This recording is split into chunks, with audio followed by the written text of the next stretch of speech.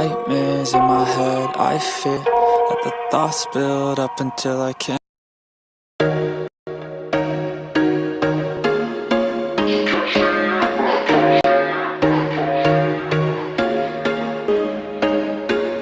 There was once a day that I would pray for you. I'd go and misbehave just so you'd know.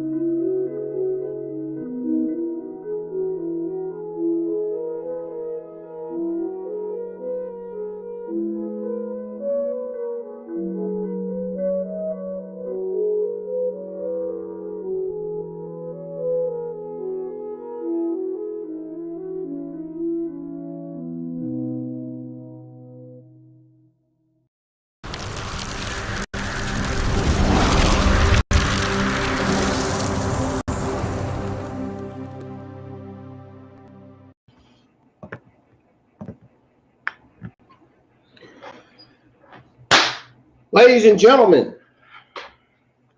welcome back to the channel. I'm your host, IWN. This is your NXT. This is your very first NXT and AEW Dynamite reviews for 2023. If you guys are new to the channel, man, hit that subscribe button, turn on that bell for all notifications.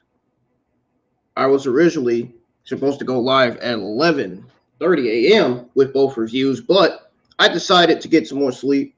I was tired. Plus, I was up a little bit late, and I got up late too, so yeah, not good. I know. But anyways, hit that subscribe button if you guys are new. Hit the thumbs up. Let's get a lot of likes on the stream minimum for both reviews today. We got plenty of WWE and AEW Thursday afternoon news to go over. Mercedes Renato made her New Japan Pro Wrestling debut last night. Everywhere Sasha Banks goes, Sasha Banks will forever remain one of my favorite female stars in professional wrestling. She's still my favorite, no matter where she goes. That was a hell of a debut. I don't care what the negative stains in the community say. I think her debut was spot on perfect. I think it was great. I didn't have a problem with it at all. Says the Geeks Online. The Geeks Online had a problem with it. I don't know why. Some of them anyway. They said Kairi Sane botched, which she did. Kairi Sane was the one that botched, not Sasha Banks. It was Kairi Sane that botched. I seen the match. And speaking of the match, I will be live. Speaking of New Japan Pro Wrestling, I'll be live my very first New Japan Pro Wrestling pay-per-view watch-along, which will be the Wrestle Kingdom 17. I did subscribe to New Japan Pro Wrestling. I will be live with the Wrestle Kingdom 17 watch-along this Saturday. We all are going to watch Wrestle Kingdom 17, listen to the action and commentary together. So I hope I get the biggest audience. I hope I get the biggest audience possible this Saturday. Also, go check out all the other content I have on the channel if you haven't. My Monday Night Raw review for this week is there. Go check it out. My Monday Night Raw review from last week is there. As well as my NXT and AEW Dynamite reviews from last week. If you haven't checked out my very first live stream of 2023, go check that out. Get that a thumbs up as well. I really appreciate it. And turn on the bell for all notifications. Hit the notify me bell button on all of my watch-alongs and reviews. So that way, you'll get notified on when they go live.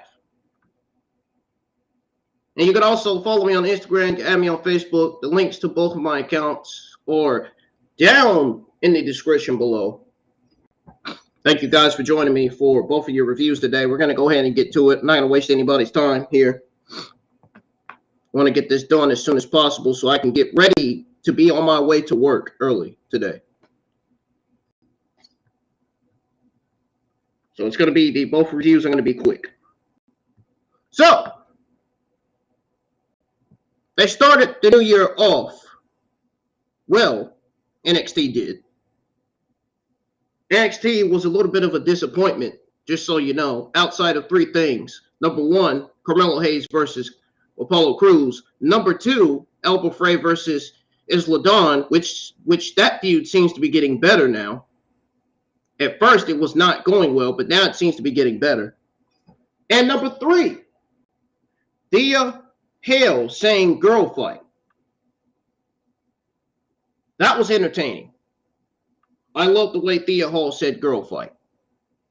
That's when all the NXT talents on the NXT women's roster came out, and they were all brawling in the ring. And I'm going to tell you what I didn't like about that segment here in a minute. Now, NXT had much to prove. The program has been sort of finding its footing and has not really reached for the heights the gold brand previously aimed for. Now, this year could change that, perhaps. They need to bring the black and gold brand back. I mean, the white and gold brand going forward, I don't think is it for me. I don't think this is it for me. White and gold going forward? No, this is not it. They need the black and gold, not the white and gold. But the January 3rd edition this week would include a grudge match. Alba Fyre faced Isla Dawn, Grayson Waller taunted Bron Breakker for weeks. Apollo Crews battled Carmelo Hayes with a possible future title opportunity for the winner.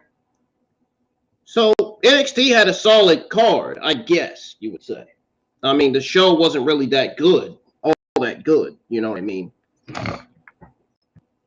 So it started off with Carmelo Hayes versus Apollo Crews, which was one of the best matches easily on NXT this week. Carmelo Hayes attacked the knee of Apollo Crews. It set up the finish. Crews missed a standing moonsault, landed on the knee.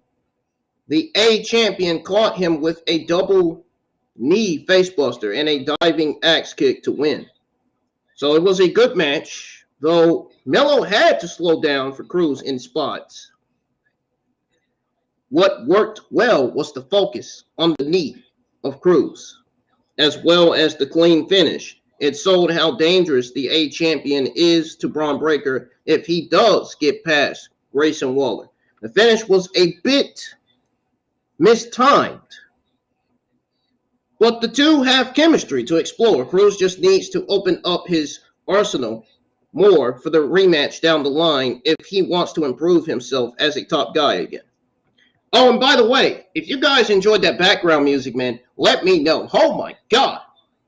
That was some good-ass fucking music, man. I ain't gonna lie to you. That was some good-ass fucking music in the background. I enjoyed that.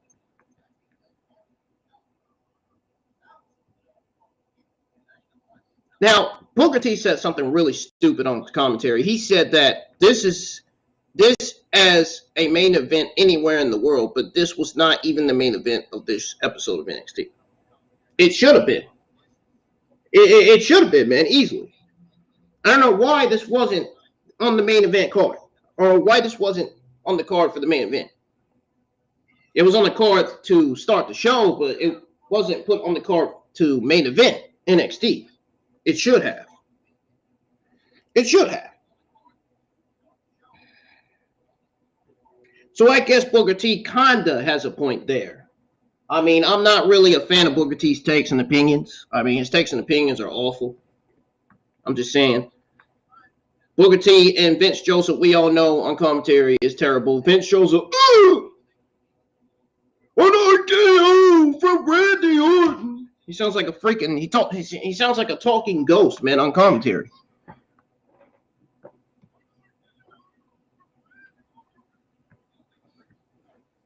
Nobody wants a voice like that. Nobody wants to hear a voice like that on commentary. Get him out. Get Vince Joseph and Booker T out, man. NXT commentary still doesn't feel nowhere like the black and gold commentary. Nowhere near that. We got Axiom versus Trick Williams with Carmelo Hayes at ringside. Now, I don't know about this match. I didn't really enjoy it too much. Trick Williams used his strength to take control of the action early, but Axiom showed he could match him strike for strike and eventually hit the golden radio to pick up the victory. It was a solid short match. It could have been more. Even though I didn't enjoy it too much. Could have been more. Axiom winning so quickly makes him look, I guess, somewhat good. I don't know about that, but it did not give Trick much of a shot to show what he can do. It should have. The two gave just a hint of interesting chemistry, basically. NXT is somewhat playing a dangerous fucking game of possible 50-50 booking. Jesus Christ. Please don't tell me they're doing that 50-50 booking garbage. Please. That's what it looked like. When it comes to Axiom, Apollo Crews, and Carmelo Hayes, Melo is the priority and should not lose the likely tag team match coming just to help save face for the good guys, I guess. This match wasn't really all that interesting at all. It could have got more time. That's all I'm going to say to that. We had Dijak versus Channing Stacks Lorenzo with Tony D'Angelo. Channing Stacks Lorenzo wanted to get back at Dijak, but he was completely outmatched. The big man put him away with Feast Your Eyes, while this was another squash match to start the night. The story made sense. Dijak had beaten down Stacks. Lorenzo had shown he is a consistent fighter. This was a showcase of how much Stacks continues to improve. In the end, the big man is the priority. Dijak, I don't believe this at all. I don't think Dijak has found his gimmick that represents him well. I think the Feast Your Eyes gimmick is what needs to come back. It's what needs to be given to Dijak. So that way they can ultimately change his name back to Dominic Dijakovic. Dijak is not the name for Dijakovic going forward. No, they need to change his name back to Dominic Dijakovic. We need the Dominic Dijakovic NXT back. We need that gimmick back. We need the Feast Your Eyes gimmick back. We don't. What is this gimmick they're giving him? What is this? This gimmick doesn't make sense to me. Please, I pray to God that WWE gives Dominic Dijakovic his Feast Your Eyes gimmick back, because this new gimmick he's going with right here, this is not. No, it's not it for him. I'm sorry. I'm sorry, man. That's just my opinion, man. It's not it for him. It's not it at all. No, it's not.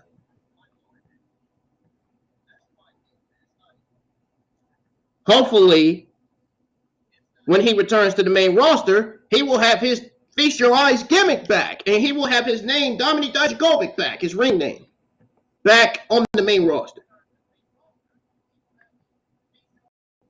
Now, he does have a few interesting opponents to face on NXT. Not too many are interesting to me. Well, Dijak and Tony D'Angelo are technically both heels, which that made no fucking sense to book Dijak versus Lorenzo Stacks in the first place, even that they're both heels. Why would you book a heel versus a heel? Come on. You serious? Why you got Dominic playing heel and babyface? He should be playing one of the two instead of playing both. It makes no sense. That's lame. What is this? What are we doing here? What is this shit?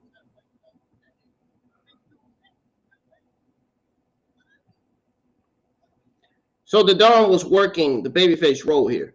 It could have been an interesting test to see if he can play both roles long term. No, not interesting to me. Get him back to the main roster. Give him his Feast Your Eyes gimmick back, and give him his ring name, Dominic Dijakovic, back. Because clearly this NXT run for him is not working. They are booking him and using him like a fucking jobber on TV, and I'm not liking it whatsoever. Get him away from NXT White and Gold and get him back on the main roster. The main roster desperately needs Dominic Dijakovic right now. I'm telling you right now. And I think Dominic Dijakovic being a huge addition to SmackDown would help that. I don't think he needs to go to Monday Night Raw. I really don't. I think SmackDown needs like 3 more stars on their roster, dude. As far as star power goes. Dominic Dijakovic would be a great fit for SmackDown, in my opinion. I just don't think he's a great fit for Raw. Given that the Monday Night Raw men's division is not really doing anything. It's not really looking that good. SmackDown men's division looks great. Raw men's division, I don't know. I don't know, man. I don't know what they're doing over there. I really don't.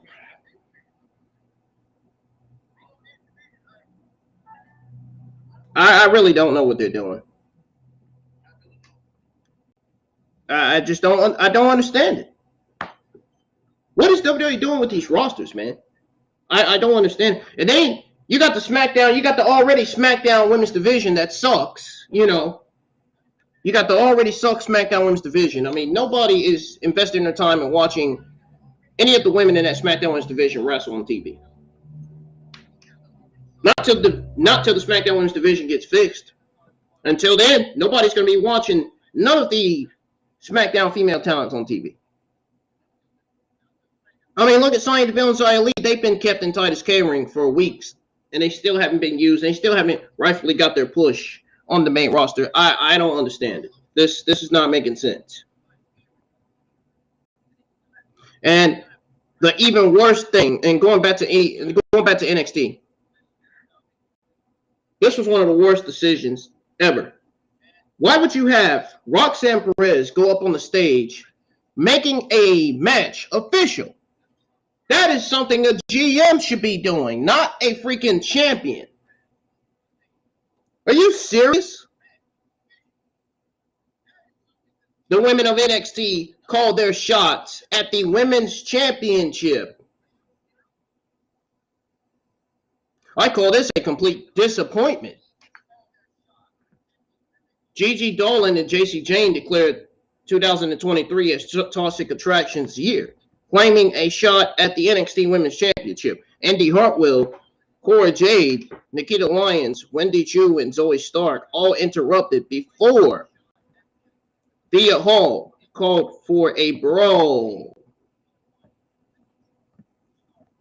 Roxanne Perez appeared on the stage to announce a 20-women battle royal that would crown her first challenger at NXT Vengeance Day.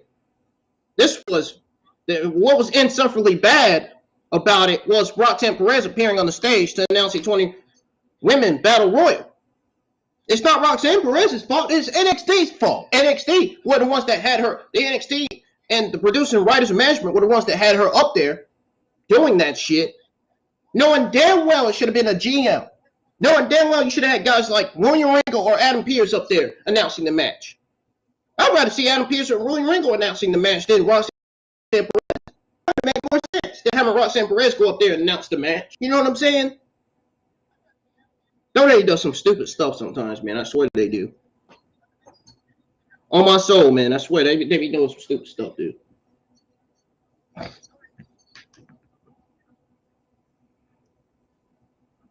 It's a shame, man. It's a shame. It highlighted so many women in NXT. I like the brawl. Don't get me wrong. I like the brawl in the ring. I loved how the women threw it down in the ring. I loved all the female talents brawling in the ring. I like that Thea Hall said "girl fight." That was the only entertaining thing in this segment, to be honest. And you know, it's a shame. It highlighted so many women in NXT. No one seemed on their game. The brawl was great, but no one seemed on their game. The brawl in the ring was great, but yet no one seemed in their game. No one seemed on their game at all, including some genuine struggles to basically deliver 15-second promos. I mean, this shit was this shit was garbage. This was absolutely terrible. This was not good at all. Not good. And yet the NXT Women's Division still seemingly is doing better than the SmackDown Women's Division for some reason. I can't get my head out as to why. Maybe it's because there are storylines being developed on there. Yet we're seeing no storylines in the SmackDown Women's Division, right? There's no storyline in the SmackDown Women's Division, none. You might as well say that the Raquel Rodriguez Ronda Rousey feud is scrapped because nobody gave a what ifs about it whatsoever. I didn't care about it either, man. And if it is good. I don't care if there's a storyline or not. I don't think there's no storylines on SmackDown Women's Division right now. There's no storylines being developed. There's no storylines happening. There's storylines happening in the Raw and NXT Women's Division, not in the SmackDown Women's Division, which proves that the SmackDown Women's Division sucks. Which proves how bad the SmackDown Women's roster looks right now.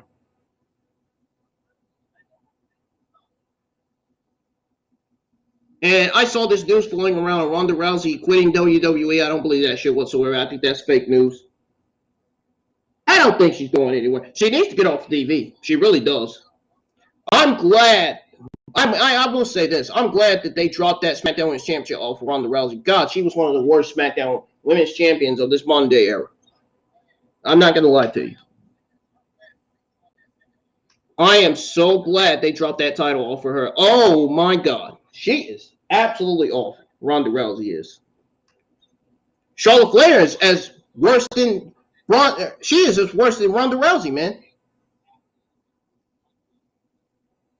To be honest.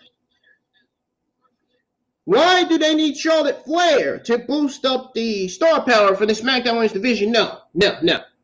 Charlotte Flair is not the good choice. It's not a good choice. What's she going to be next? A 15-time women's champion? My God. Enough is enough. I'm sick of seeing Charlotte Flair on TV, man. You could have easily had somebody like Chelsea Green. Chelsea Green or a freaking, I don't know. Deanna Purrazzo to take that title off Charlotte Flair? Or to take that title off Ronda Rousey? You could have had Shayna Baszler. You could have booked Shayna Baszler versus Ronda Rousey. You could have Shayna Baszler turn on Ronda Rousey to fucking win the SmackDown Women's Championship, man. Something. That would have been better than having Charlotte Flair come out and roll up Ronda Rousey for the 1, 2, 3 to win the SmackDown Women's Championship. Are you serious? And then you wonder why Sasha Banks still to this reflect to New Japan Pro Wrestling.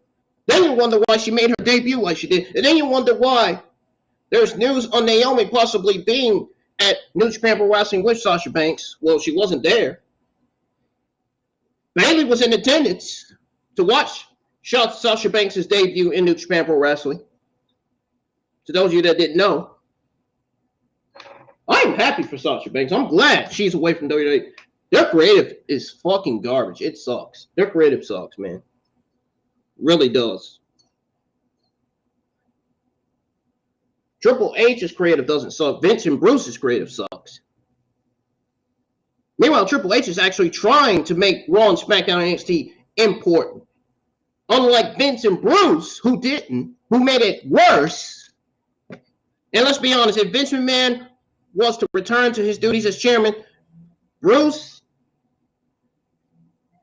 Vince McMahon was to return to his duties as chairman, man, Raw, SmackDown, and NXT would be buried faster than you can blink. Raw, SmackDown, and NXT would be dead faster than a cheetah can run, dude.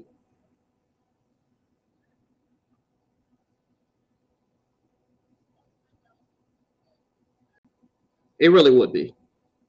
No shit. Not even joking. I mean, don't get me wrong. It is a good idea to have the women earn that first shot at Perez rather than just having Dawn and Jane talk their way into the match. But NXT needs to keep working with their talent in the women's division to make sure they can talk before meeting an unforgiving main roster crowd. No what's or ifs about it. No excuses. There's no reason why you should have Roxanne Perez go on the stage and announcing a match. That's Adam Pearce and William Regal's job, man. That's something that Adam Pearce and William Regal should be doing. Goes to show you that WWE really just don't think before they actually put something on television.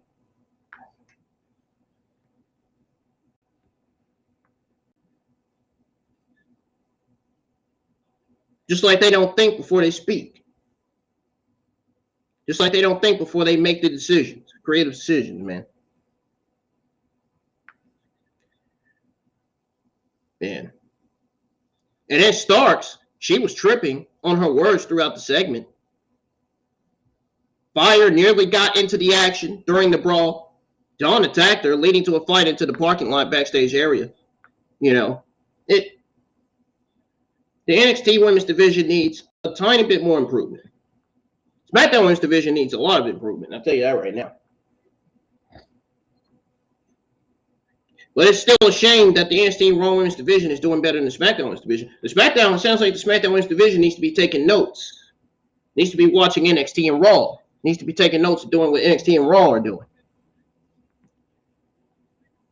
They need to learn a thing or two from the Raw and NXT women's divisions with the women on both rosters.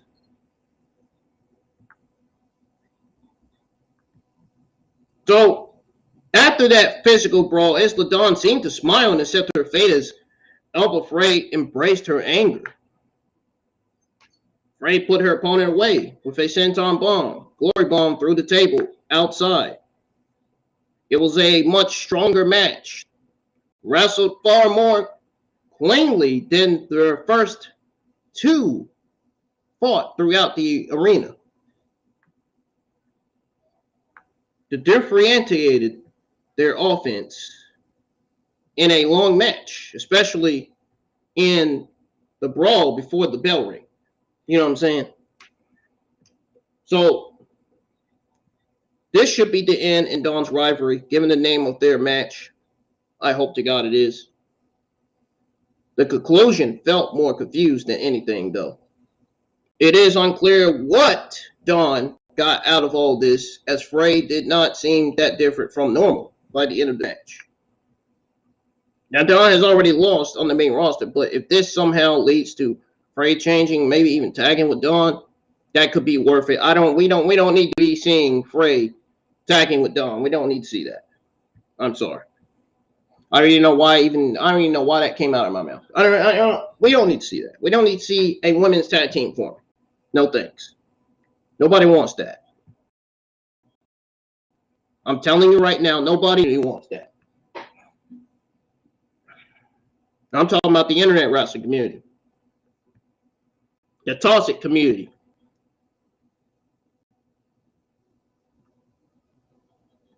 Javar Burnell used an early advantage to dominate a good portion of this match. This was Oriol Mensa versus Javar Burnell.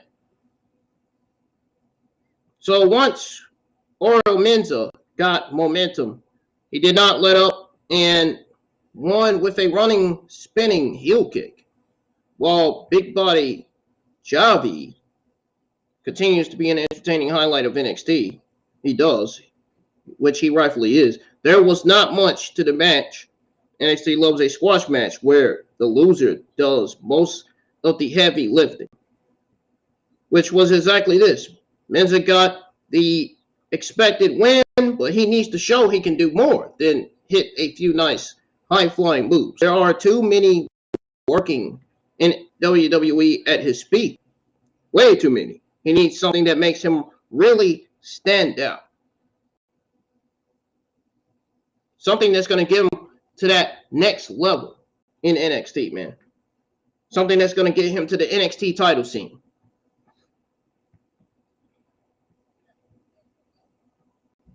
So we got Drew Gulak with Hank Walker versus Andre Chase with Chase U. Drew Gulak showed his technical edge over Andre Chase. The professor responded with explosive offense. Something about Chase's offense set off Gulak, who made Chase tap out to Gulak and did not let go for several extra seconds. I guess it was a fine showcase somewhat of both men in the ring. You know what I'm saying? Gulak did need a fresh start in NXT. I'm not saying nothing about Chase. He's only going to thrive once he works, I guess, with guys like Charlie, Dempsey, William Regal's son, and Exam. Hopefully Dempsey's injury is minor so he and Gulak can continue their story soon. I guess it seems to be one of the more interesting stories on NXT. I don't know. I'm just saying it. I don't know that for sure. JCU has an interesting story, still brutal. It was mostly a side act for Gulak's continuing rebrand. I feel like this doesn't explain why Gulak went back to NXT. I still don't feel like that. It doesn't feel like he went back to NXT because of JCU and Charlie Dempsey and all that. No.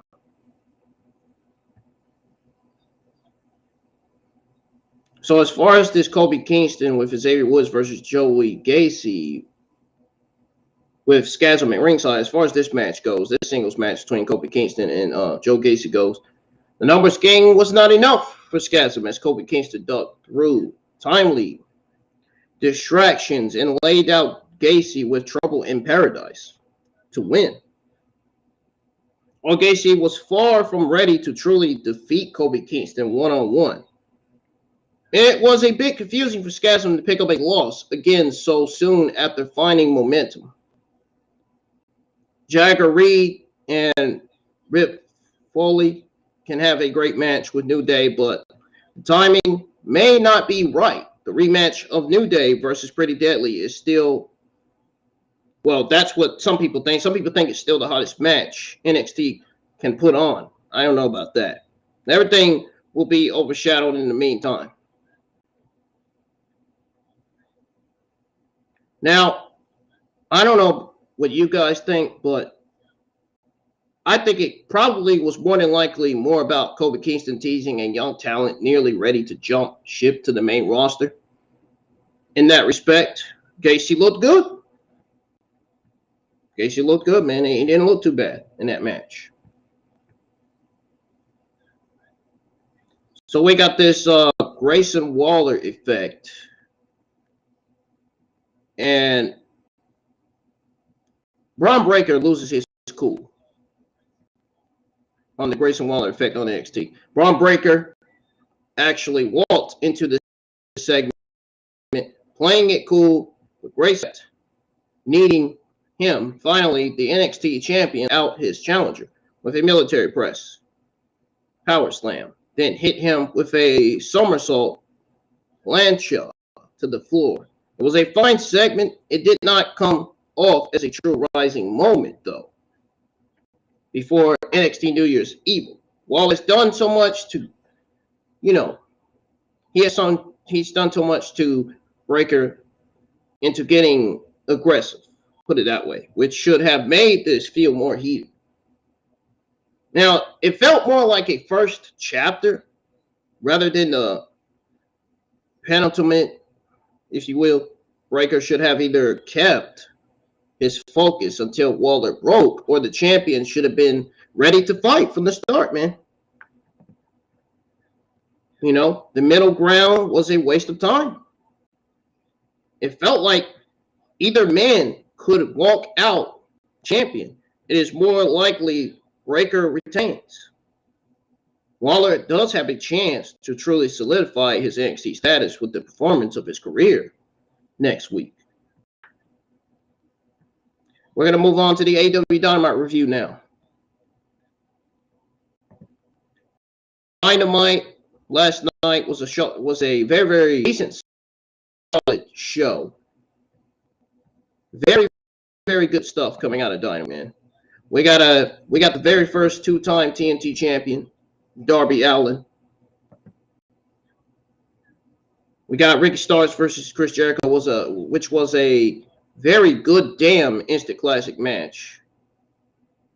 I enjoyed that. There was excitement and feel in this match. Almost immediately. Almost immediately, man. You got to see Daniel Bryan in action. Daniel Bryan looking great in the ring as always. Doing what he does best. And then we got this Red Velvet versus Sky Blue Kiera Hogan 2-on-2 tag team match, which, I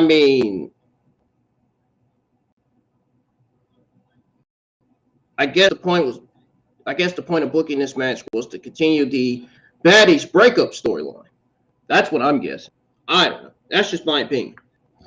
That's just me.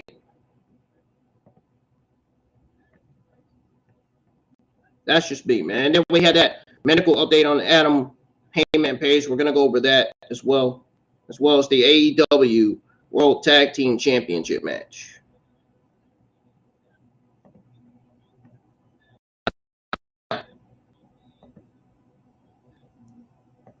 So does my notes pull up? I can go ahead and start giving out what I was going to say here. Come on. What is going on? Why is this thing acting stupid again?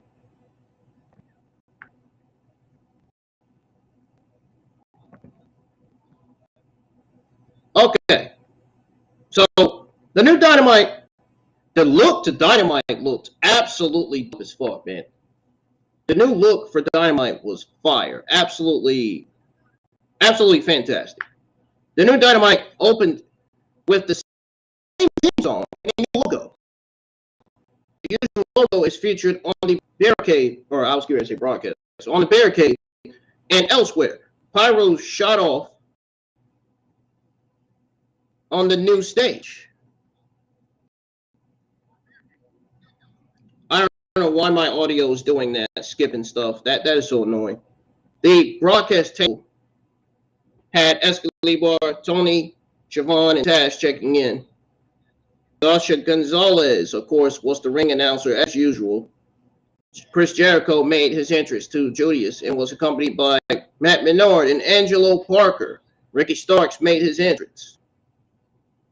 So we got Ricky Starks versus Chris Jericho with Matt Menard and Angelo Parker. Starting off Dynamite. So we got that match kicking off Dynamite last night.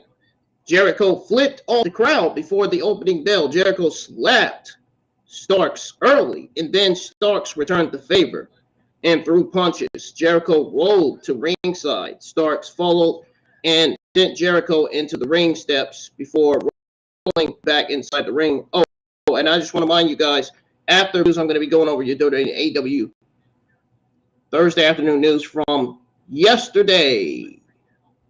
And I'm going to be going over your AEW news for today as well. So, as I was saying, guys, back to me going over what happened with this match between Ricky Starks and Chris Jericho. A short time later, Starks pretty much held the arm of Jericho while really struggling, as he pretty much walked across the top rope and then leaped off and struck Jericho. They ended up fighting onto the ring apron. Jericho suplexed Starks off the apron to the floor, heading into a picture-in-picture break.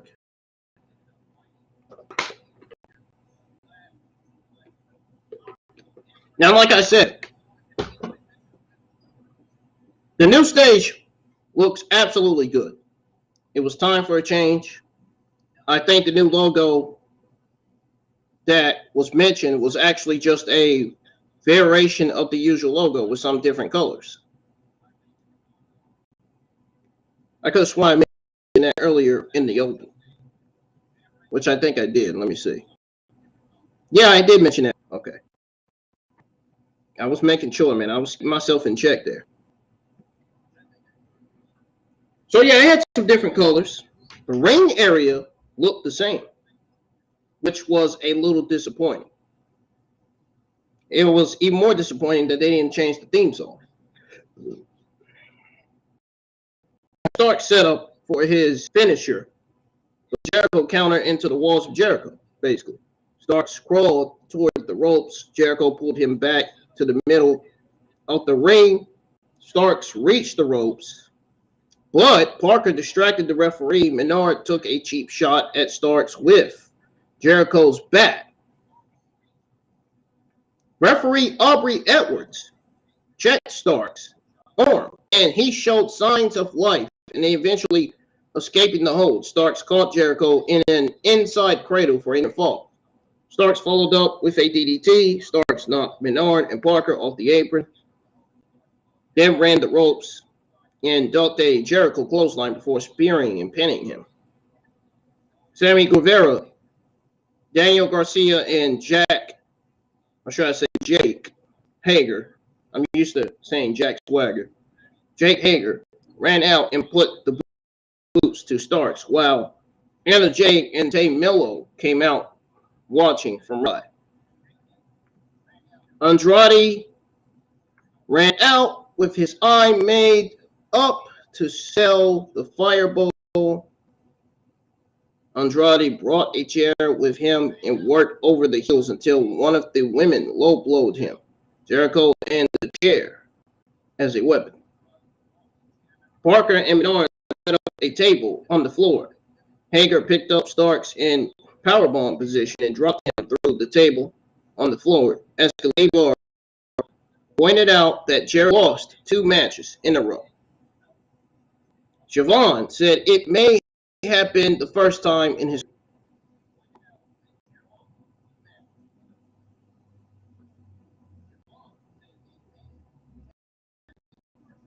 It was a fun match. I'm pretty sure they fooled some of you guys with the outside interference spot. I originally thought they would use to have Jericho go over, but, you know. I think the only negative thing of Jericho losing again is that it makes the Andrade win feel a little less important, if you guys know what I mean. With that said, starts going over, keeps his momentum going.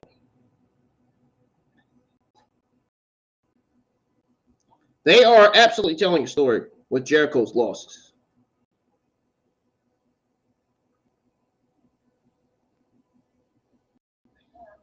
I had to rewind. No, I'm just joking. I didn't want AEW, man. No, I was enjoying the show. You know what I mean? I really was. So there was no need for me to rewind. There was no need for me to shut down the stream. I mean, the show didn't suck. If the show sucked, I would have shut down the stream, man. If the show sucked, I'd let you know. But Escalade said Jericho lost 2 in a row. So this is Jericho's second loss in a row, pretty much. Jericho has actually lost 3 matches in a row because he also lost to Claudio Castagnoli at Ring of Honor Final Battle. And it definitely had Siobhan by surprise. It's also not really the least first time that Jericho has lost 3 matches in a row in his career. Now, anyway, the live crowd is so loud and hot for everything. They were really, really loud, dude. It's like you couldn't hear what people were saying on the show. That's how loud they were. Tony Schiavone stood in the ring and introduced Hangman Adam Page, who made his entrance to a strong reaction. Asked if Page is medically cleared.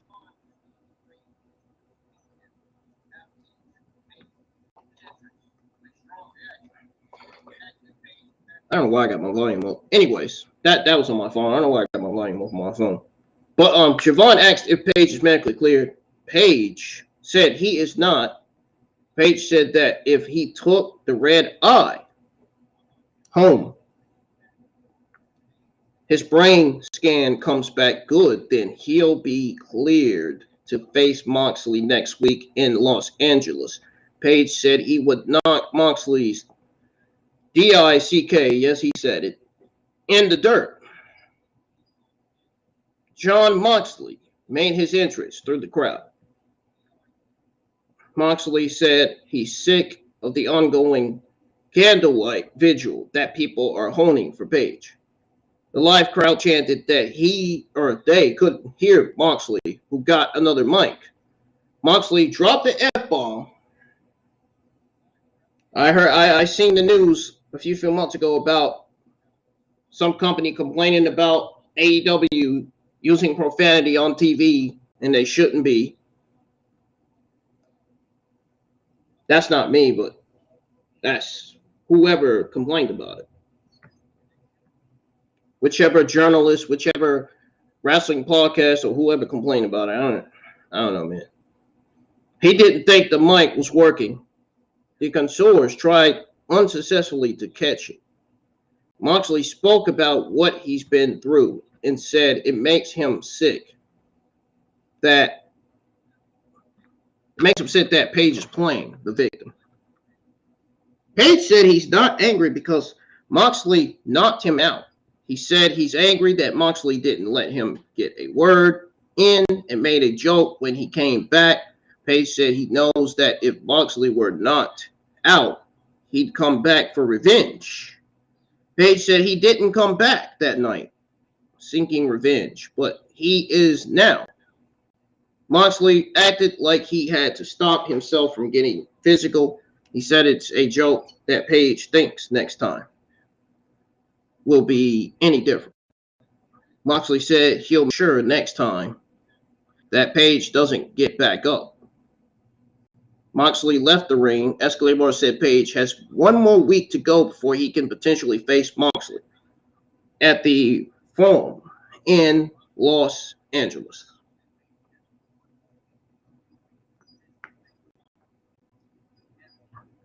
So, I don't think they are going to announce the Moxley versus Page match for the Forum on Friday's live block of Rampage and Battle of the Belts, which they didn't. It felt like something that would be better off announcing in front of the larger Dynamite audience. Page did clarify that he's not upset with Moxley about being knocked out by the clothesline, which I did like. It was silly given that it's a legitimate move that Moxley performed during a match. Meanwhile, most of us wondered what the network exclusives are thinking about the F-bombs slipping through uncensored television on Dynamite. A brief video package aired on the TNT title match with Samoa Joe recapping his issues with Darby Allin. Entrances for the AEW Tag Team title match took place. Matt Caster's rap included lines about Jarrett's wife being dragged online and Dixie Carter.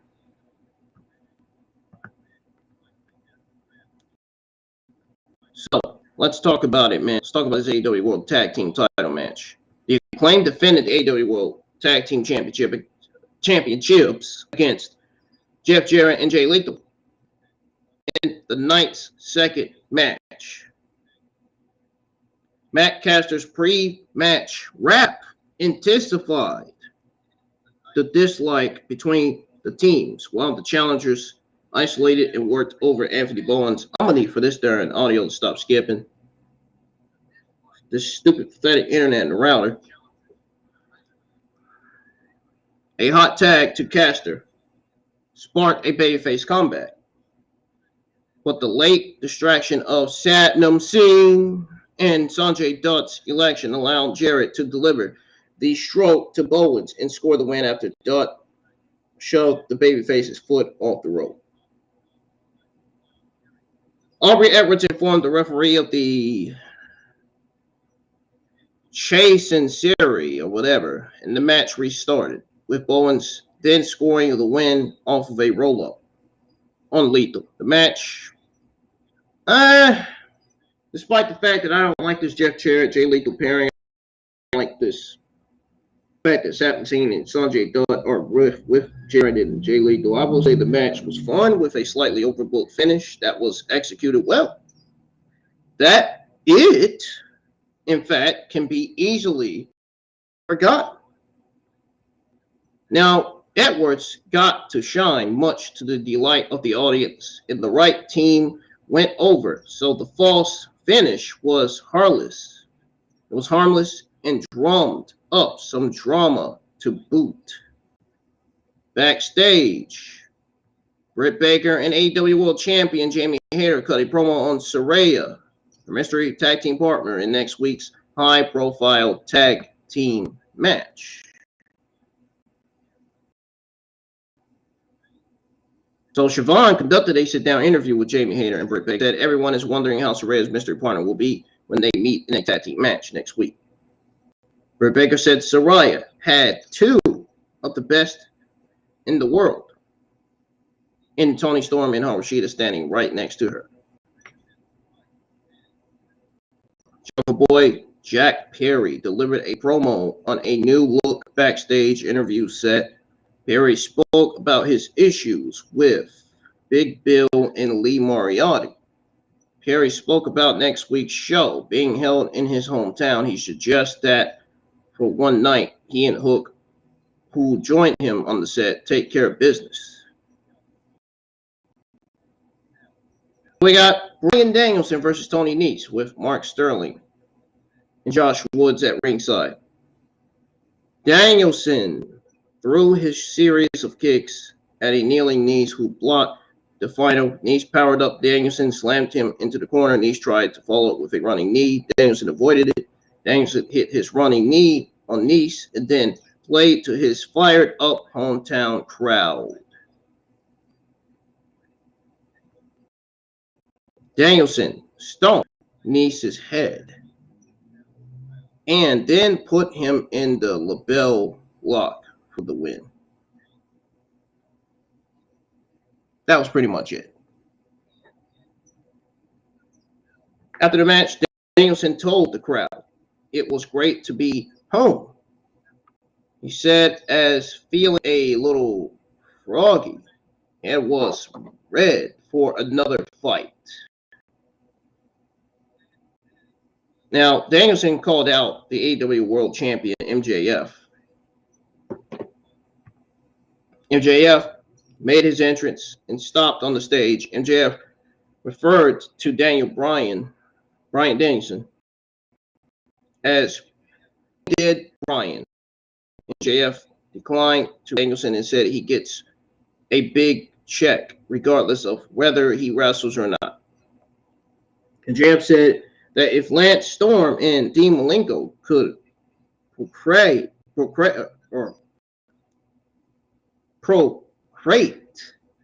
a child, would still be more charismatic than Danielson. Sorry, I was trying to get that word right. MJF cracked that Danielson's mother was unable to find a human suitor. Danielson fired back. Everyone in the back talks about how many human suitors MJF's mother has had.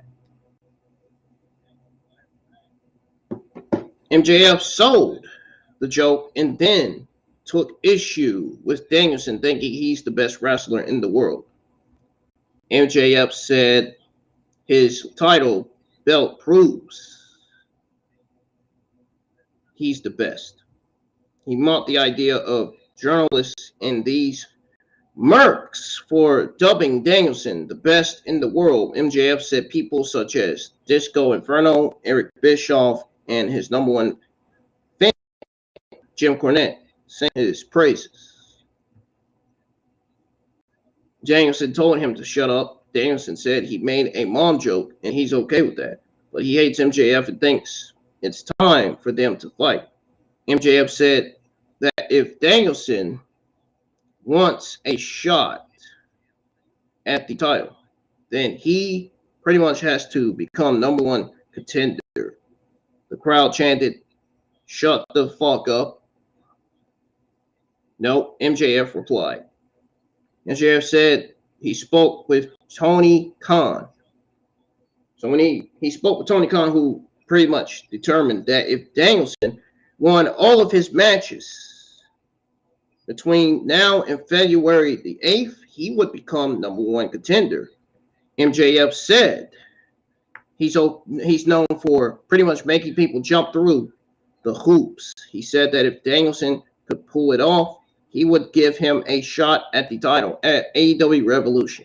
Danielson shut down that. He shut that down, pretty much.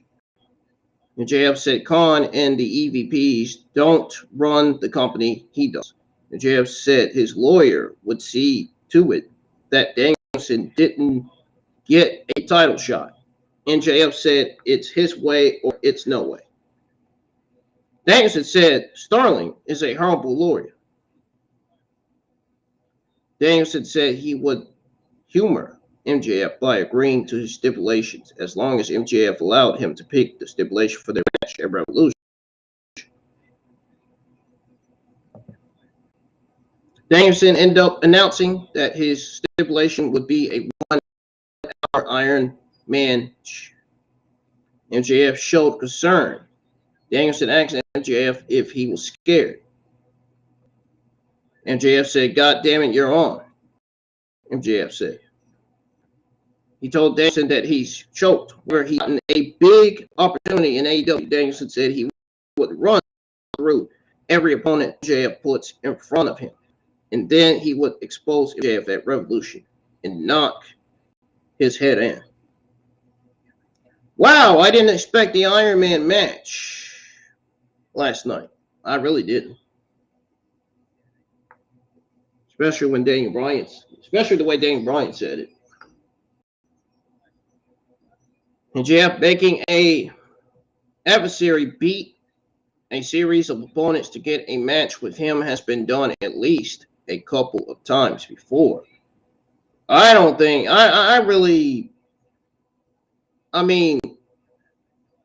I think that match would probably be way too long, especially since MJF is acknowledging that it's what he does. If you guys don't have an issue with it, then it's okay. I kind of have an issue with it because it's going to be too long. I feel like the match is going to be way too long. Nobody wants to sit through.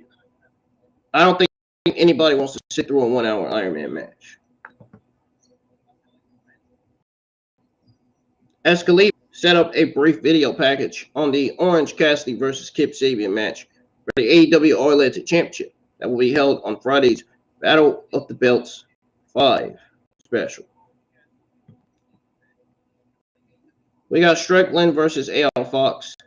Strickland's affiliates, Parker Boudreaux and the other dude, were at ringside. Excalibur chalked up the live crowd's favorable reaction to Strickland being due to him being from nearby Tacoma, Washington, and working for the local Defi independent promotion. Excalibur also acknowledged that Strickland and Fox had a memorable feud in Lucha Underground. Strickland hit Fox with leaping kick from the apron, heading into a pitcher-in-pitcher. Fox hit a 450 splash for a near fall, which looked absolutely fantastic. It was awesome. This is awesome, chants broke out. Fox placed Strickland on the top rope and then climbed up behind him, while one Strickland's sidekicks distracted the referee. The other passed a weapon to Strickland. Let Fox, who basically hit Fox with it. I don't even know what I'm talking about now. I feel dizzy ever since eating waffles and taking that medicine. Strickland performed a Death Valley driver onto the apron and then rolled him back inside the ring. Strickland performed a top rope double stomp and scored the pin. I'm definitely going to eat something when I take a break. This was a well-worked match. They haven't really established who Fox is since he arrived in AEW. I was surprised to see Strickland go over.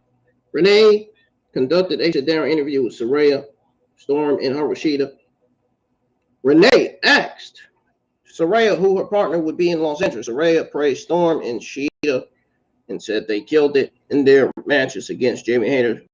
Saraya knew she was sitting next to the best wrestler in the world. She told Storm that she would be her partner. She was noticeably bothered by it. The broadcast team agreed that she was disrespected. I agree that she was disrespected. I do. I really, really do. Austin Gunn and Colton Gunn walked in a non-wrestling gear. A graphic appeared on the screen and listed FTRIB or FTRIP. May 7, 2020 to December the 21st, 2022. They headed to the ring where photos of Dax Harwood and Cash Wheeler were set up along with black refs. The Guns held a funeral for the FTR duo and asked the crowd for silence. Music hit. Taz said he didn't see FTR all day. The Guns scared. They acted scared, laughing as if it was funny. They started laughing at the crowd for falling for it. They said FTR will never work in AEW again because they are the true living legends. Siobhan narrated a video package that promoted the deciding match of Death Triangle versus the Elite. next week. For the women's tag team match took place. Siobhan noted that the ring announcer Justin Roberts wasn't at the show because his mother had been ill, but said he will return next week. Escalibar also offered condolences for the passing of Dawn West. Jade Cargill and Red Velvet with Layla Gray at ringside versus Kiera Hogan and Sky Blue. Blue and Hogan got the better of Velvet to start the match. Cargill tagged in just as they cut to a partial picture-in-picture break. Cargill dominated Hogan coming off of the break, and the broadcast team pointed out that Velvet didn't look very impressed. I never looked impressed. I never looked impressed with Jade Cargill. When it comes to Jade Cargill, I'm never impressed, man. I'm never impressed with her TBS title reign.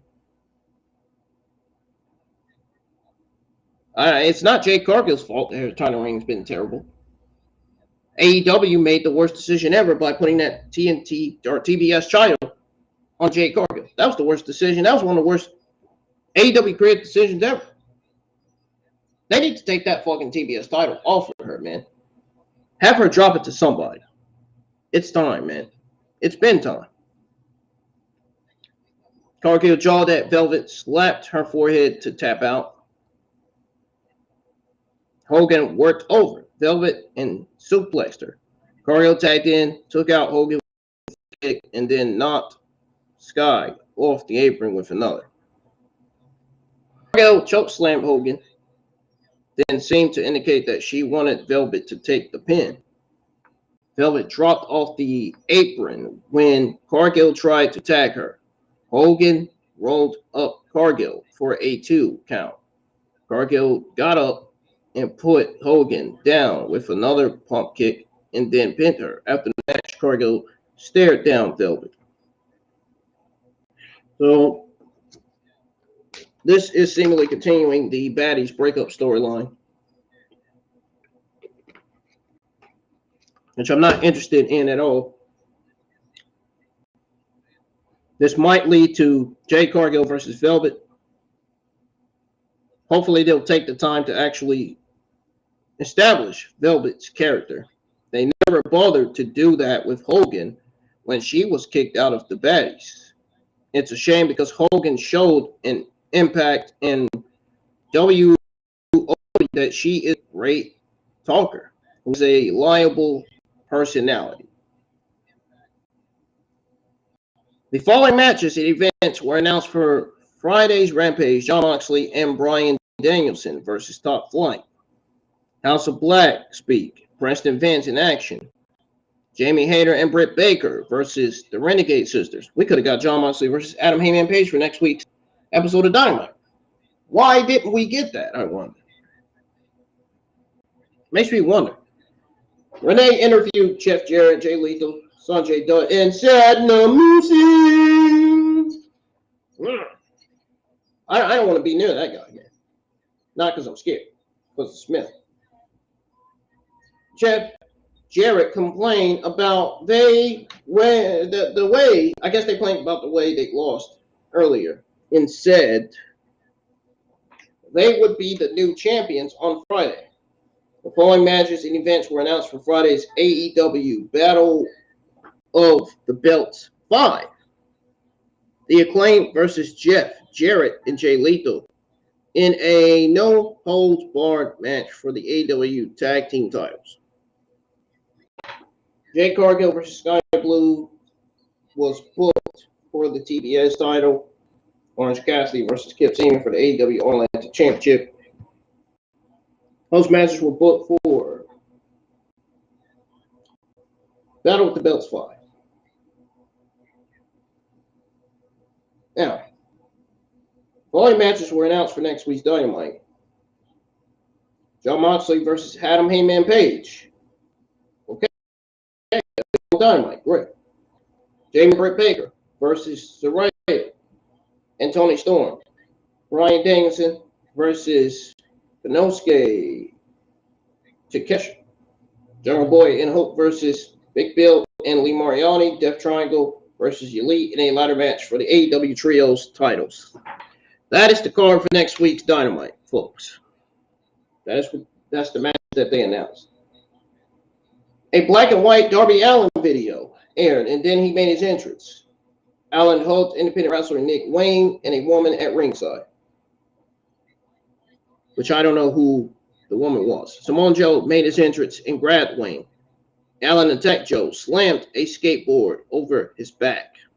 Allin took Joe to the stage, climbed a ladder, and then performed a senton dive onto him. Allin took Joe to the ring to start the match. So Allin dropkicked Joe, who rolled to ringside. Allin dove off the apron, but Joe caught him, slammed him onto the ring steps, heading into another picture-in-picture break. Joe was dominant coming out of the break. Excalibur said Tony Khan informed him that they would stick with the match if it goes past the top of the hour because there must be a winner. Joe performed a senton onto Allin's knees. Joe smiled and then covered Allin for a 2 count. Joe put Allin in a sleeper. Allin eventually pounded his chest in Sting fashion, basically, and broke free. Allin performed a Cannon Destroyer. In other words, a Canadian Destroyer. Allin also fought with a pair of coffin drops. Joe, or pretty much. And that was it. Now, Allin's hometown fans popped big, and then Fetty shot off.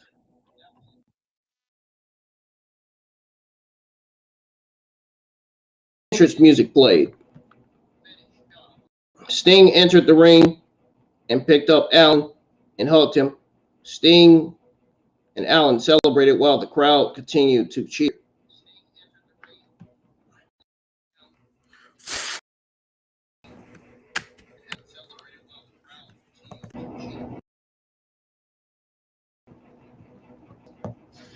Okay, I gotta put my camera back on here. Oh man, I gotta get a new webcam. This shit sucks.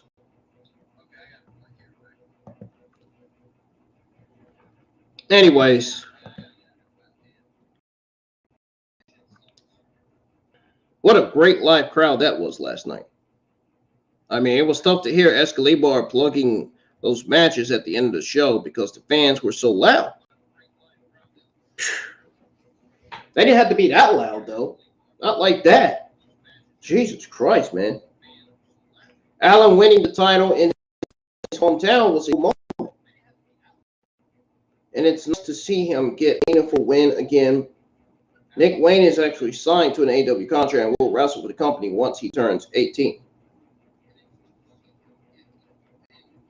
Now, why would they go ahead and sign him to a contract right away? Here we go, man. Tony Khan signing yet more AEW talent. Jesus Christ, man. When is he ever going to learn that he has way too many talents on the men's and women's rosters? Anyways, overall, the show had its moments, and the great live crowd made it feel better than it was.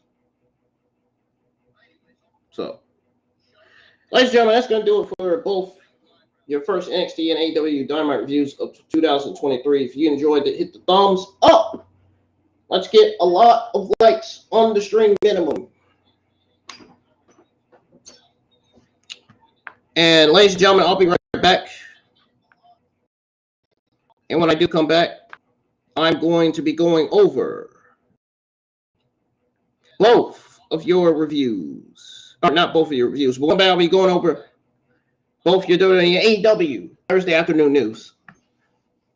I think ever since I took my medicine, ever since I ate waffles and took my medicine, my head started feeling numb.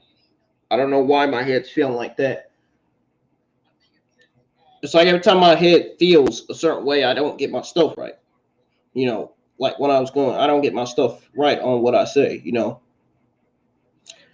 Oh, before I go on break, we're going to read the super chats here. We're going to read the live chat comments.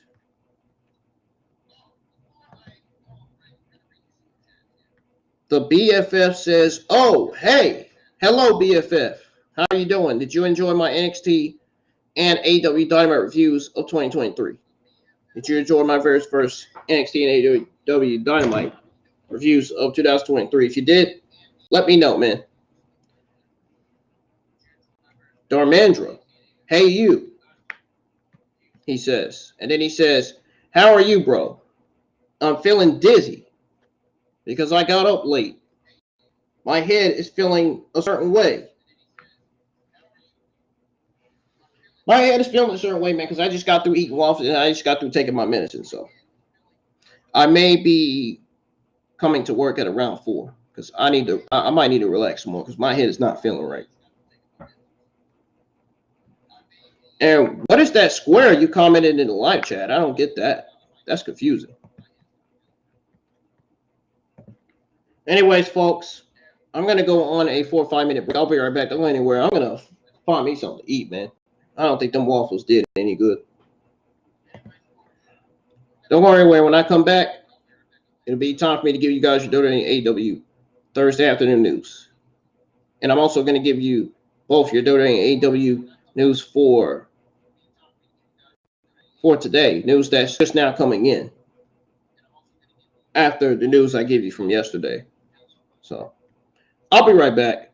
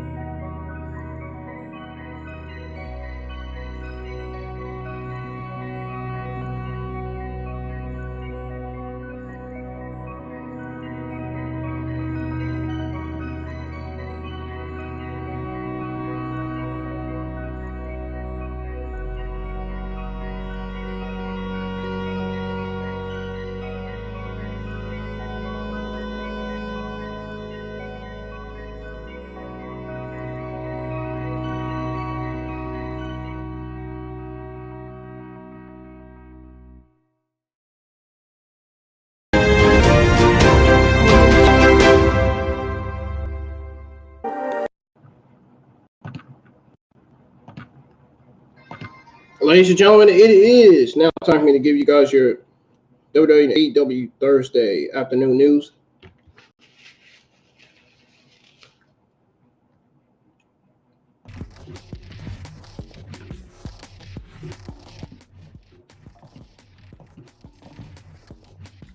And to be honest, to be real with you guys, we're actually going to start with your WWE Thursday afternoon news.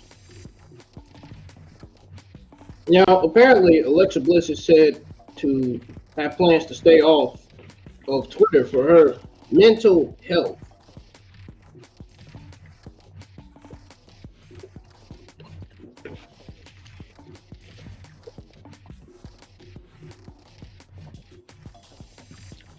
I'm not sure what you guys think about this situation, but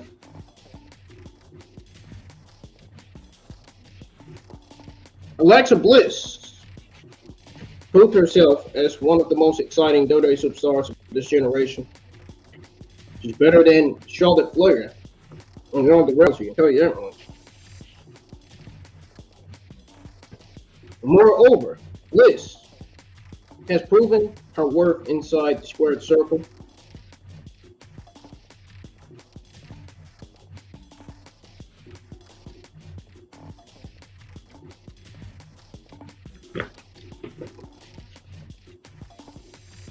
Excuse me, had to finish eating my chicken. But she proved her worth inside the squared circle, winning a total of 8 championships so far in WWE. With a long and bright career ahead of her. However, Alexa Bliss's fame also brought uncomfortable situations and hatred from a certain section of fans. Now, the former 5-time women's champion recently posted on Twitter about focusing to improve her physical and mental health, while calling going off Twitter as the way to achieve her supposed New Year's revolution. Alexa Bliss said, and I quote, "This year I'm focusing on my mental and physical health." And I think majority of that is gonna boil down to staying off of Twitter. And quote, Alexa Bliss recently competed against Bianca Belair on this week's edition of Monday Night Raw for the Raw Women's Championship. However, the match saw Bliss snap at a WWE official and lay a hellacious beatdown on the EST of WWE. Do y'all think that Alexa Bliss will return to her dark character soon? Let me know in the live chats. Matt Riddle is set for WWE's Brooklyn return in February. Matt Riddle was written off of TV after he failed WWE's wellness policy. After all the drama that ensued last year, fans wondered whether Riddle will return to WWE television anytime soon. According to PW Insider, the WWE Monday Night Raw will be held at the Barclays Center in Brooklyn, New York on February the 13th. Among those advertised for the show, Matt Riddle seemed to have been included in the list. It says here, and I quote, talents being locally advertised for the February the 13th WWE Monday Night Raw at the Barclays Center in Brooklyn, New York are Bobby Lashley, Bianca Belair, Seth Rollins, Kevin Owens, Johnny Gargano, and Matt Riddle. No matches have yet been announced locally for the event. End quote. We'll have to wait and see whether the original Bro will end up making his return to the company next month. After all, there has been a lot of drama surrounding him, so a break was definitely something perhaps he needed. What's y'all's take on this Matt Riddle story here? Now, EC3 says WWE fans are hypocrites if they're okay with Vince McMahon's return. Now, who's to say I don't agree? Who's to say I do? I actually do agree with EC3, even though EC3 sometimes, as we all know, can make out to be a complete blithering fucking idiot sometimes.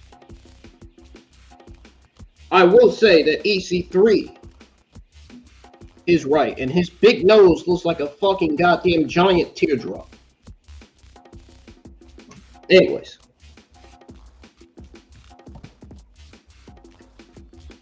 The fans are as stupid as EC3 if they really do think that Vince McMahon's return is okay. That is true. EC3 is right. During the latest Observer, or should I say during the latest episode of the Wrestling Outlaws, EC3 believed fans would cheer for McMahon if he showed up at WrestleMania 39. That's not really the case to me. I don't think they would. Although EC3 believes fans will initially pop for the former boss, he expects the WWE Universe will turn on the decision to get McMahon back once the dust settles. EC3 even labeled wrestling fans as hypocrites in the process. I agree. They are hypocrites for thinking that Vince McMahon's going to return, not knowing the allegations that he has against him. His allegations are stopping him from making his return in the first place. Good. Goodbye. Nobody wants you back, Vince McMahon. Nobody gives a shit. Get out. Says here, and I quote, one thing he comes out at WrestleMania. No chance in hell hits. 100,000 people are going to go crazy. Absolutely bonkers. They are going to lose their mind. And then what's going to happen? Oh, everyone's going to get all well. He did this and that and the allegations. Guess what? You have a choice. You can just not watch if you truly believe in what you're fighting for, and what he did was so heinous. You can just not watch. But guess what? You're hypocrites and you're going to watch. EC3 believes that Vince McMahon is entitled to do whatever he wanted, as he was responsible for WWE's mind-boggling success. He added that fans may not like it, but they would not be able to avoid another Vince McMahon return in WWE if the veteran is hell-bent on making it happen. Now, I do not agree with this. This I do not agree with. I disagree with this comment right here, this statement. EC3 says, you know what, let him do what he wants. Hell no, let him rot in jail. Let him die and go to hell for all that he's done. That's what I let him do. But anyways, it says from EC3, and I quote, it's his. He created, let him have his fun, and then if you don't like it, don't watch it. And it's okay. But it's his right to do what he wants with what he's made. That's for you. Sorry. I'm sorry. I'm sorry, EC3. Are you fucking mad because nobody's a fan of you and you're working nobody was never a fan of you and you're working WWE? Just like everybody has the right to watch it because they care about the promotion. If I don't like it, I'm going to watch it and shit all over it anyway because I care. If JD doesn't like it, he's going to watch it and shit all over it anyway because he cares. If the other smart guys like us in the community don't like it, we're going to watch it anyway because we care about all the talent. We care about creative. We care about the way they produce garbage and the way they produce good television. Yeah, EC3 is definitely an idiot after that comment. He's definitely an idiot after that. But it has been reported that all branches with WWE don't want Vince back in power for multiple reasons. With McMahon gone from the company, ratings and revenue and storylines have been improving under Stephanie McMahon, Nick Khan, and Triple H. Despite being a major stakeholder, it's highly unlikely not to see McMahon become the creative head ever again. And he won't, and he will not. He won't at all. Do you guys agree with EC3 about fans being hypocrites? Hypocritic and hypocrite sound the same. I mean, the fans are hypocrites for wanting Vince McMahon to return, but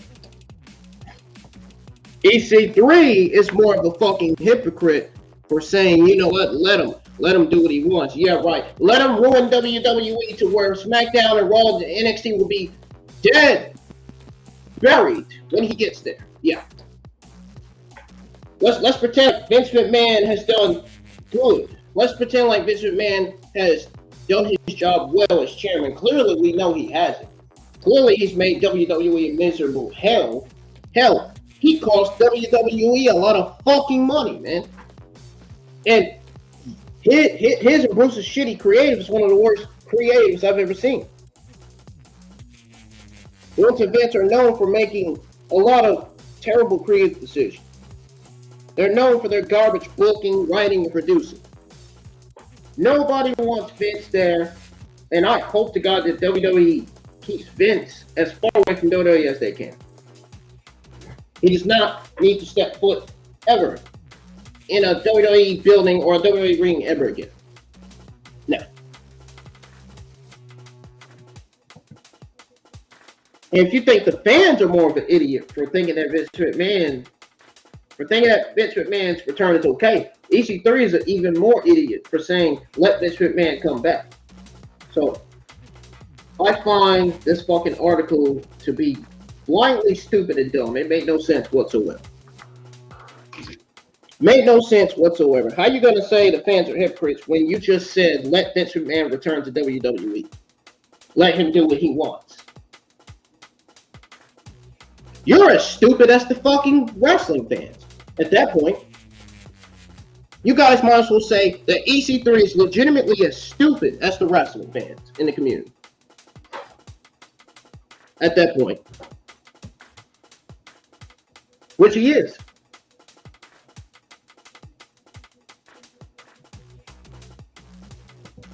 Shit ain't making sense, man. This article was fucking lame to read. I don't want to read it. I don't even want to see it on Ringside News' website ever again. Doudrop is on the road to recovery after undisclosed illness.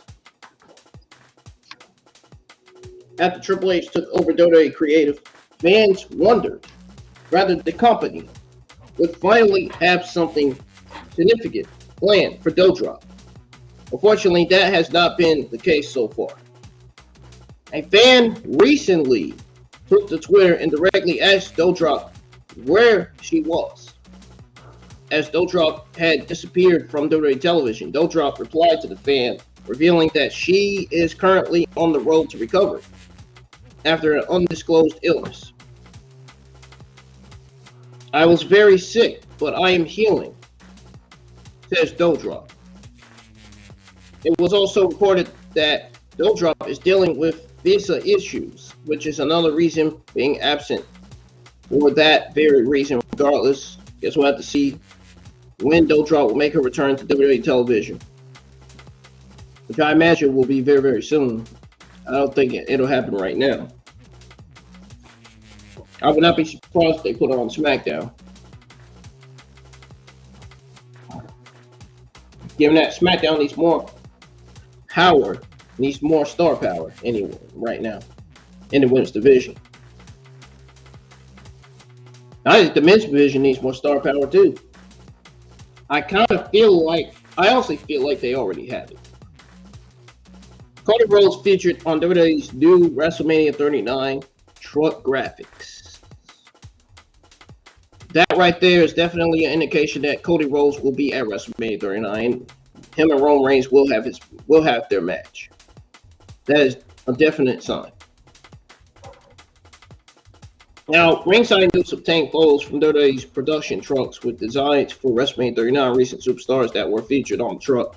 The big confirmation is that the American Nightmare Cody Rhodes, it's not really a surprise that Cody Rhodes is on the design of the truck, since he is returned to WWE, or he's reported to return to WWE, and last night on Raw, It was this Monday on Monday Night Raw, which was this week.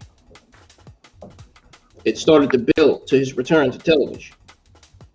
Although it's a great indicator that Rhodes will compete in the biggest show in pro wrestling.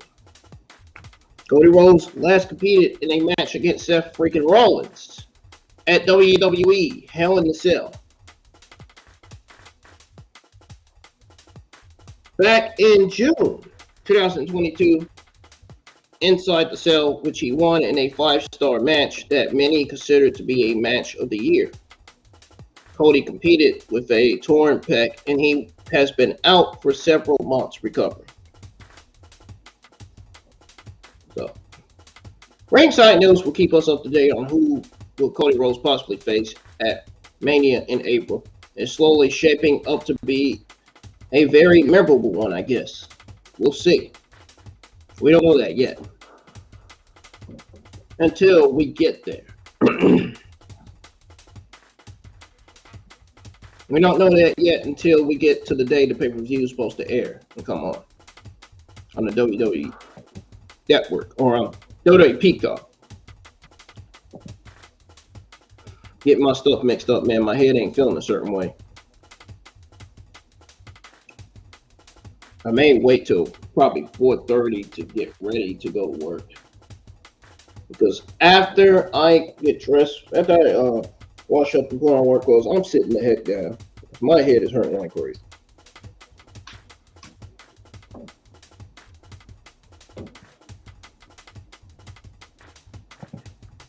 Now, there's a spoiler on WWE's plan for the Bloodline jumping brand lines.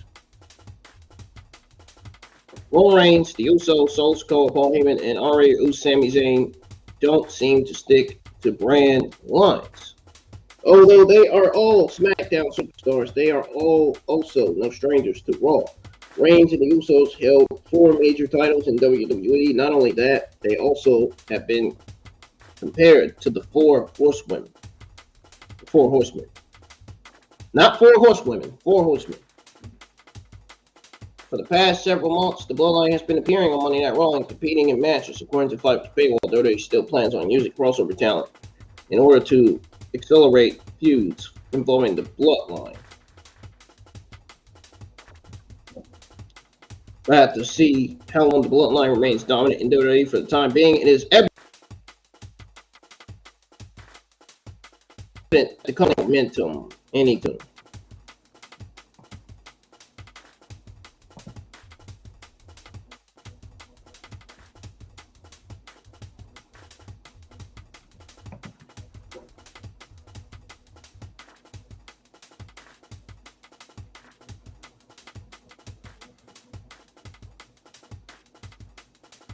Sasha Banks, New Japan Pro Wrestling deal caught people in WWE off guard. Oh, did it now? Oh, really? I found that to be not surprising at all. I find that to be not surprising at all, man.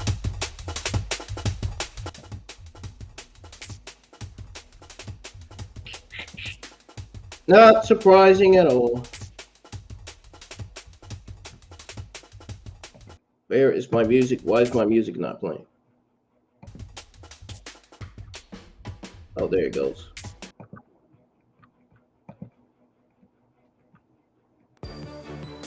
As previously reported, Sasha Banks is set to attend the Wrestle Kingdom 17 in Dome on January 2023. Naturally, Banks became the talk of the town after rumors of her impending New Japan Pro Wrestling debut spread.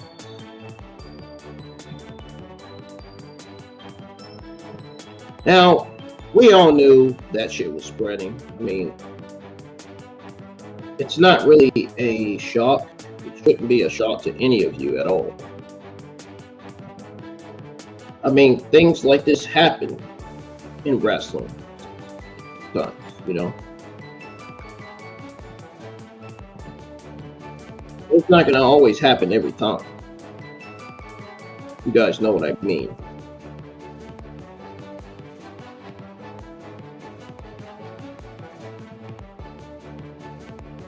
It's not gonna always happen every time, man.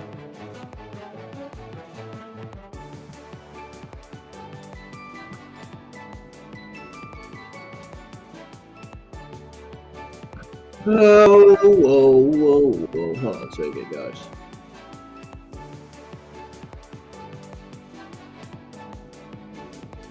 Oh, my head feels so dizzy, man.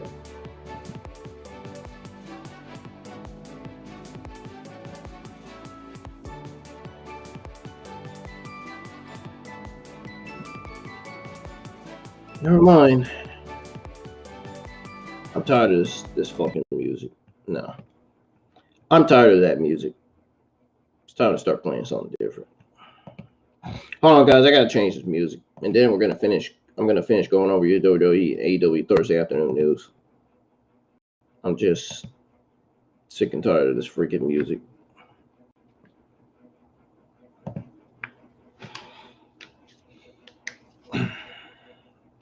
Okay. Ooh, what is this? All right.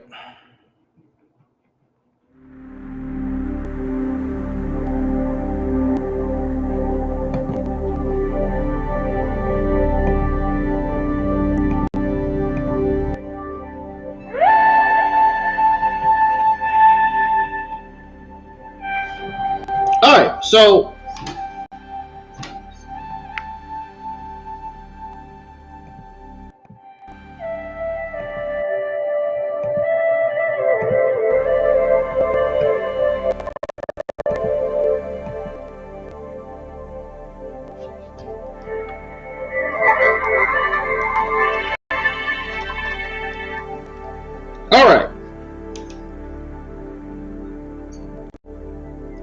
So anyways, according to Fightful's paywall,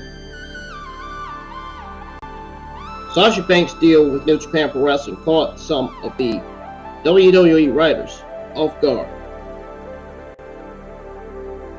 This is despite the fact that the agreement was made in November. So one writer even believed Banks would return by the Royal Rumble. But that's not happening anymore.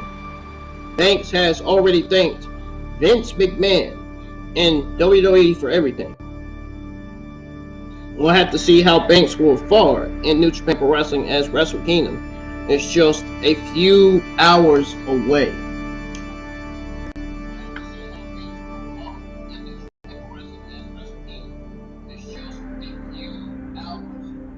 Yes, folks, it's just a few hours away, man. In which Wrestle Kingdom 17, we saw the debut of Mercedes Moné. I mentioned early on in the beginning of the NXT review, it was a great debut for Mercedes Moné that was known to be Sasha Banks in WWE. And then it was already enough that thank you Sasha trending on social media after Sasha Banks seemingly confirmed WWE exit. Her fans responding by hashtag thank you Sasha and thank you Sasha Banks on Twitter. The real life Mercedes Renato is one of the most popular performers in the world of professional wrestling.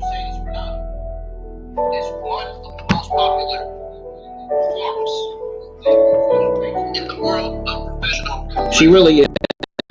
I'm not joking.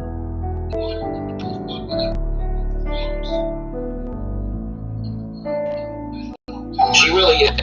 I'm not joking.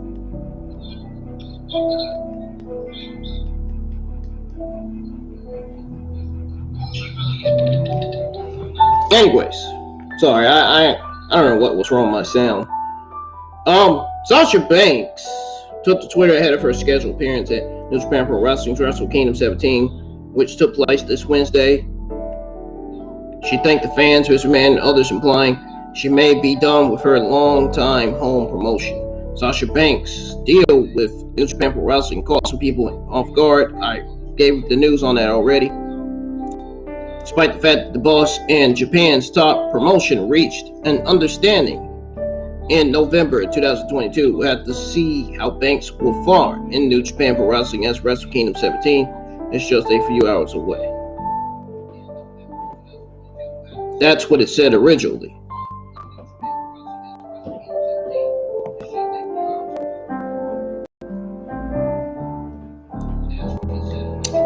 WWE rejected Bray Wyatt's first several character ideas. While speaking to Bill Apter, Ricky the Dragon Steamboat remembered Bray Wyatt's early days in WWE. Steamboat was a coach in FCW, the company's developmental brand at the time, and he witnessed Bray Wyatt strike out a few times in terms of coming up with a character that clicked. Finally, after Bray Wyatt went through characters like Huskus Harris, he discovered the Louisiana Swamp Dweller that they knew today.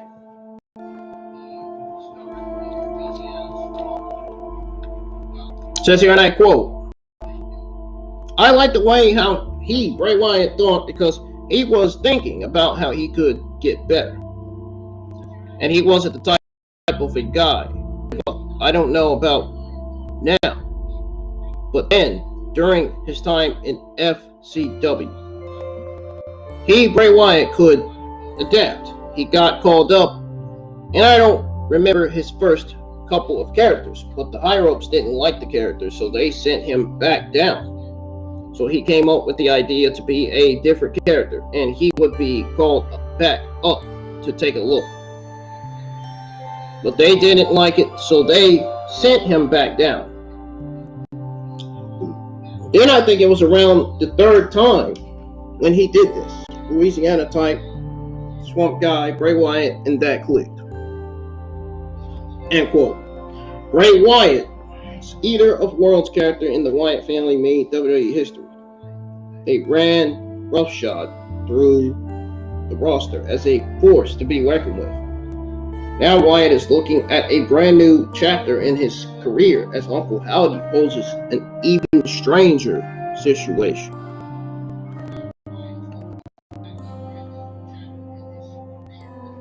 What is y'all's take on the situation with Bray Wyatt?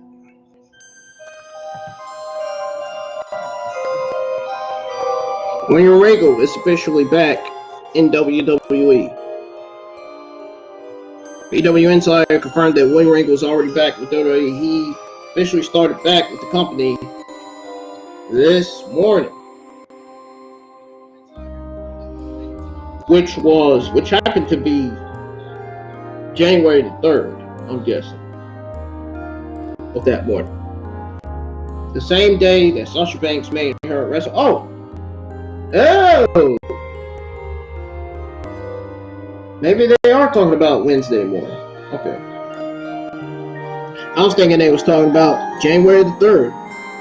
Sasha Banks made her Wrestle Kingdom debut as Mercedes Moné. PWInsider.com is told that William Regal, 54, is now officially back with World Wrestling Entertainment as of this morning. Regal broke into the business in Europe in the early 1980s before being signed to WCW in 1993, where he had 4 World Television Championship runs. Regal had several runs in WWE over the years, initially as the forgettable man's man character before his stride after getting started having runs with the WWE Intercontinental Champion and European Championships, as well as winning the 2008 King of the Ring tournament. His WWE autobiography, Walking Golden Mile, is among the most underrated wrestling books of all time. In 2004, William Regal began focusing primarily on WWE's Elemental, appearing on screen as an announcer and as the NXT general manager. But behind the scenes, he had risen into one of Paul's trusted lieutenants, eventually given the official title of WWE Director of Talent Development and Head of Global Recruiting. Ringo was regularly traveling to major independent events to help scout talent and bring them into the WWE fold. He was a major sounding for talents inside and outside of WWE and was pretty much considered to have a job for life until Vince McMahon dismantled the Paul Effect black and gold vision of WWE NXT. In other words, he buried the black and gold brand. Black and gold brand was dead. Vince McMahon was in charge of WWE. Vince McMahon and Bruce Prichard. You know, when Vince McMahon and Bruce Prichard's administration were there, black and gold brand was absolutely better. I hope it gets brought back this year. That's what I'm hoping. End quote. William Regal might be back at WWE, but he won't be seen on screen. His AEW release included a clause that he is now allowed to show up as an on-screen talent until 2024. Now, that might nix a possible War Games announcement from Ringo if they do another match for the 2023 Survivor Series event, but his influence will still be felt throughout the company. What is y'all's take on William Regal's WWE return?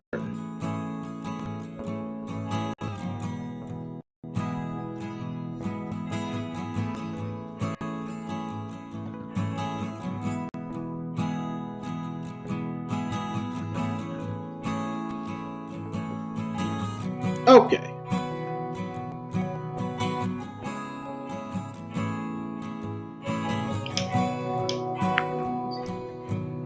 My head is feeling nauseating.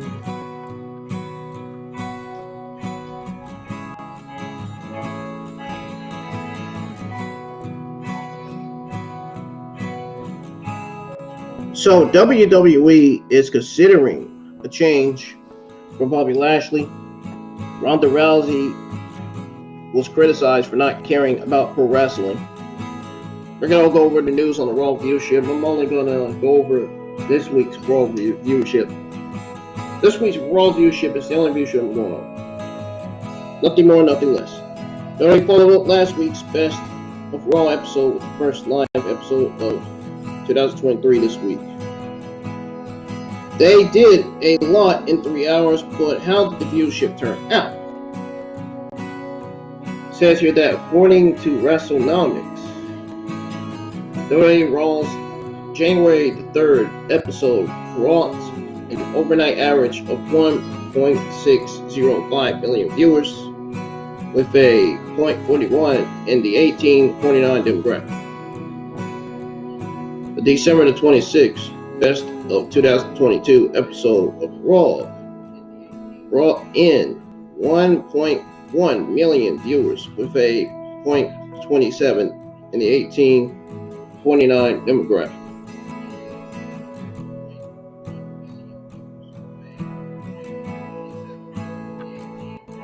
The December the 19th episode of WWE Raw brought in an overnight average of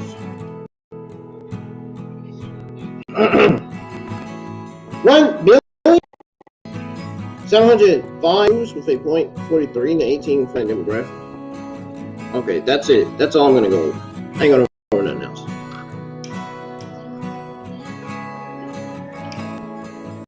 I ain't going over nothing else. Alexa Bliss locks down Twitter after recent post about focusing on mental health.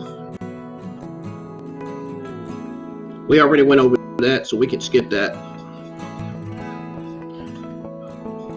WWE is considering change for Bobby Lashley. Why? Probably because of the Hurt Business teasing their return. That's probably why. That's more than likely why, man.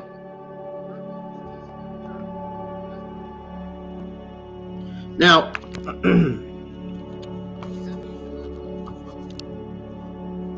this week's edition of Monday Night Raw saw MVP, along with former Hurt Business cohorts, Shelton Benjamin and Cedric Alexander, talking backstage with Adam Pearce. In the background, as Damage Control made their way to the ring, this came right after Adam Pearce asked the Almighty how he was doing. Bobby Lashley's rumored heel turn could once again take him to the Dreamland, along with his faction's members. Therefore, it also comes on the heels of Lashley vowing to bring back the popular faction last November. So the WWE Universe can be excited to see the Hurt Business back in action. You guys think we will see the return of the Hurt Business in WWE? Let me know. Your last WWE Thursday afternoon news we have is on Ronda Rousey. She was criticized for not caring about pro wrestling. While speaking on the One-on-One podcast, Eddie Long talked about Ronda Rousey's run in WWE so far. He criticized Ronda Rousey for not caring about professional wrestling. He says here, and I quote, "I'm glad that you mentioned this because this is finally how I feel. I don't think she cares anything about her business. I don't think she takes professional wrestling seriously. She really doesn't. She's one of the worst SmackDown Women's Champions of the modern day era. I think for her, it's all about Ronda Rousey," says Teddy Long. And then he goes on to say she's one with the people who go into the business for themselves. So like I said, great person, but this business is different. You got to take it real seriously. End quote. WWE still has plans for Ronda Rousey after she lost the SmackDown Women's Championship to Charlotte Flair last week on Friday Night SmackDown. We'll have to see what's next in store for Ronda Rousey. What y'all's take on this? That is going to be it. We're going to move on to your AEW Thursday afternoon news. We don't have much of it. Well, we gotta talk about this news article on Lance Archer, man. This news article that I seen on him. So Lance Archer, he claims it's okay. I'm guessing Greenside News claims that Lance Archer is okay with slowly renovating himself in AEW. I'm not okay with AEW keeping him off TV. That's just me. They got way too many talent, man. I don't know what they're doing with this talent. They need to step up. If the talent doesn't want to be there, let them go. While opening up about the subject on Busted Open Radio, Lance Archer approached the idea of inventing himself. He has no issue making that happen. Even if it's a slow build. While he was battling around the idea of creating a new character for himself, Lance Archer also acknowledged that the fact that he already created a base in Tony Khan's company. With that being said, things didn't go awkward with his booking. Things didn't go well with his booking. In other words, things were terrible with his booking. It says here, and I quote, that I think I've created a base to who I am in the company, but things have kind of gone awkward. And I'm okay with the idea of a slow rebuild. I'm okay with kind of renovating myself and finding my place with the company to get back to fighting for those championships. End quote. Now, Lance Archer has a lot of potential. It seems that he is only scratching the surface at this point. Only tell what the future holds star, but he seems game to do whatever it takes in order to find his footing in Tony Khan's company. What's y'all's take on the situation with Lance Archer? Sound off in the comments or in the live chats below. Guys, I feel like I'm about to fall. I feel like I'm about to fall asleep on this fucking laptop. AEW books Adam Page's in-ring return and more for Dynamite next week. We already went over that, so we're gonna skip that. Darby Allin addresses the crowd after Dynamite. That is the only last AEW Thursday afternoon piece of news I got for you guys. Unfortunately, if I had more news, I would give it out to you guys. I really would.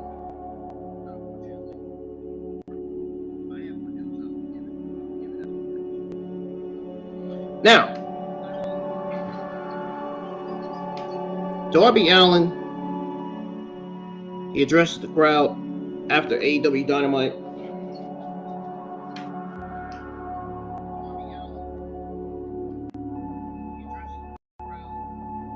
It took Darby Allin 2 coffin drops to put down the Samoan Submission Machine. The new champion celebrated with Sting by his side.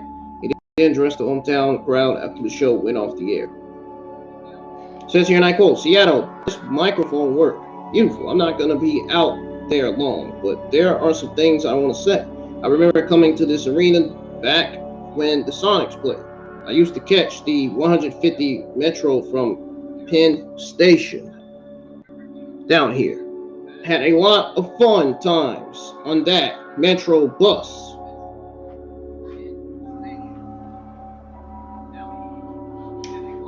And then he goes on to say that almost went to jail a few times too. It's crazy because I never thought I'd be happy when I told people I'd graduate high school at 115 pounds. Well, shit, I'm now 120 pounds. It's crazy because I really never believed in myself. I'm telling everyone here, whether you have kids or yourself, if someone has a effing dream, you live it. Don't listen to anybody, nobody. You listen to yourself. It will get you further than you've ever known. End quote. Darby Allin asked Nick Wayne, who was in attendance for the match, to come join him in the TNT champion recalled giving the prodigy an AEW contract last year at a Delphi wrestling event. Allin told the crowd he was trained by Nick's father, Buddy Graham. I don't know if you guys know Nick Wayne, but he's 17 years old. And earlier this year, I gave him a contract at Delphi Wrestling. I've known this kid since I was 9 years old. His father trained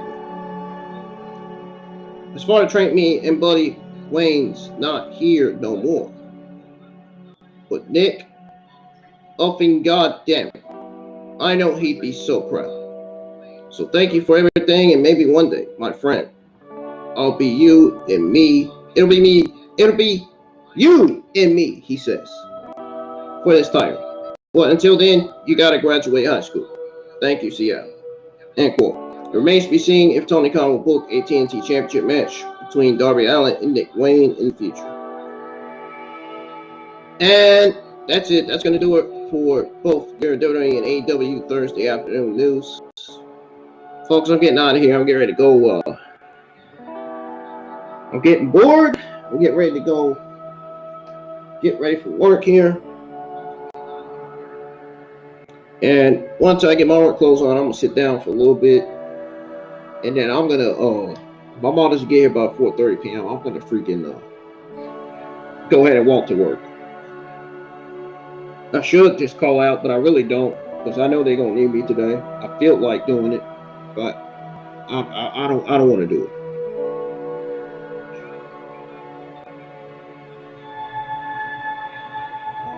I'm just gonna show up to work anyway, like I normally do. Anyways, guys, I'll see you guys later. I'm getting out of here.